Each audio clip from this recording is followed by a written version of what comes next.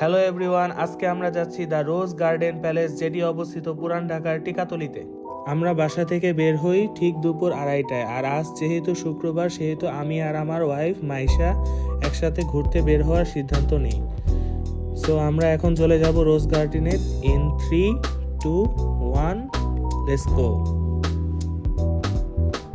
চলে এসেছি রোজ গার্ডেন প্যালেসে।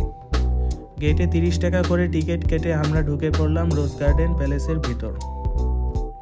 তো এখন জেনে নেওয়া যাক এই প্রাসাদের আসল ইতিহাস। এই প্রাসাদটি নির্মাণ করেন ঋষিকেশ দাস নামক ব্যক্তি।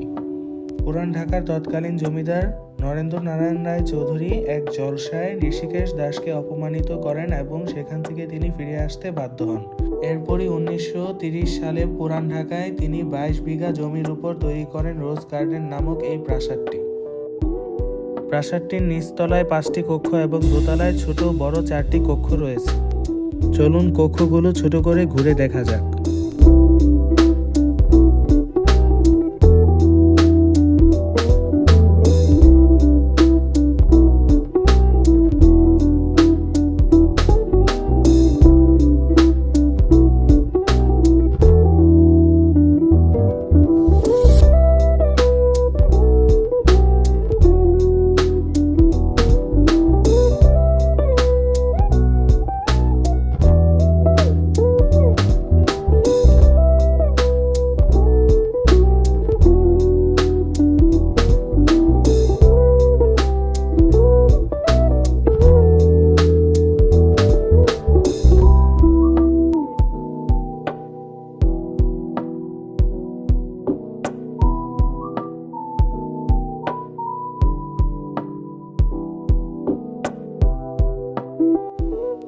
প্রাসাদটির বাইরে অনেকগুলো ছোট ছোট মূর্তি রয়েছে এবং বড় একটি গোলাপ ফুলের বাগান রয়েছে, যার কারণে প্রাসাদটির নামকরণ করা হয়েছে দ্য রোজ গার্ডেন প্যালেস।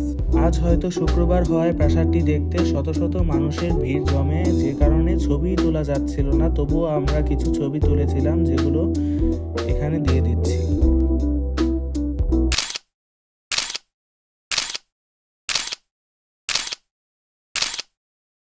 তো আজকের মিনি ব্লগ এ পর্যন্তই। দেখা হবে নতুন কোনো ভিডিওতে, নতুন কোনো জায়গায়।